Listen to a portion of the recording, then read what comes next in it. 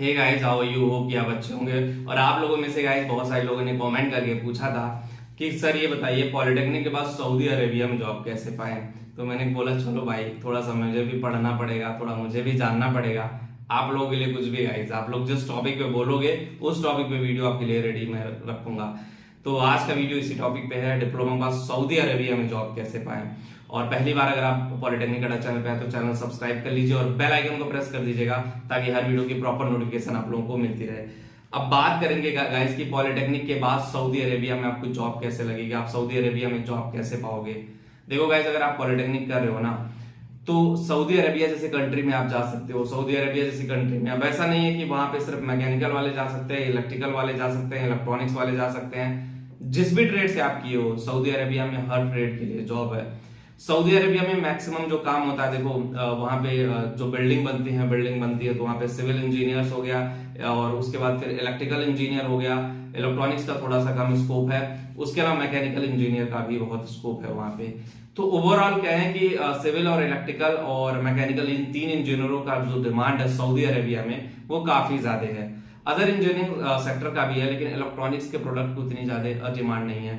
Saudi Arabia में जो construction का काम होता है वो काफी बड़े लेवल पे होता है और माइनिंग का भी काम होता है। जो लोग माइनिंग किए हुए हैं, माइनिंग इंजीनियरिंग, वो लोग भी सऊदी अरेबिया जा सकते हैं।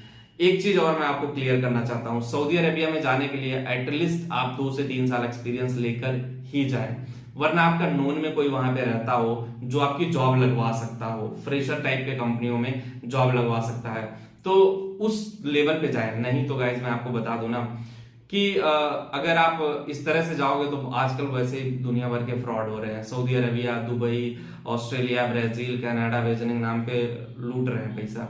और वो ऐसे रहा है कि मैंने देखा लेबर टाइप के जो लोग हैं गोवा में ले जाकर के फ्लाइट से उतार दे रहे हैं, कह रहे हैं आप बैंकॉक आ गए, आप सऊदी अरेबिया आ गए।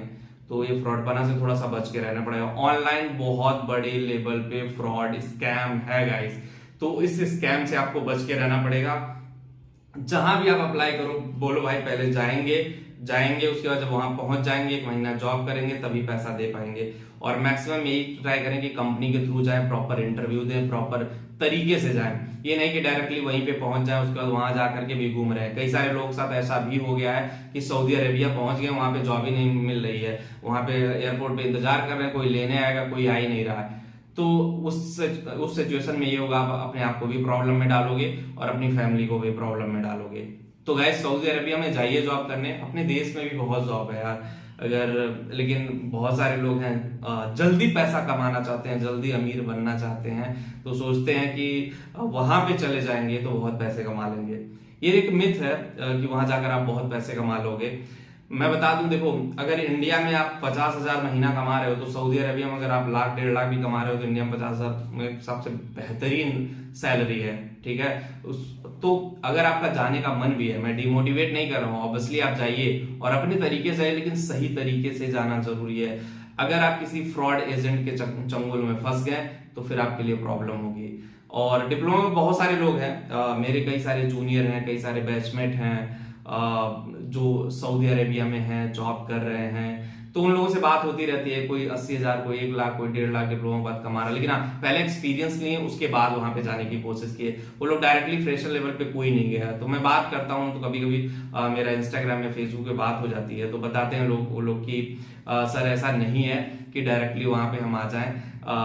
एक्सपीरियंस लेके आओगे तो चीजें बेटर होंगी, चीजें अच्छे से काम करेंगी, चीजें जिस तरह से काम करनी चाहिए उस तरह से काम करेंगी। लेकिन बिना एक्सपीरियंस के अगर आप वहां पहुंच गए तो फिर प्रॉब्लम है कि फिर आपको लगेगा अरे यार मैं कहाँ आ गया। चीट आपको लगेगा, एक ठगा हुआ महसूस करना। क्योंकि जब काम आप सीखे रहोगे, कोई भी काम है जब आप सीखे रहते हो तो कॉन्फिडेंस आपके अंदर रहती है कि नहीं मैं ये कर सकता हूँ, नहीं मैं बहुत अच्छे से कर सकता हूँ।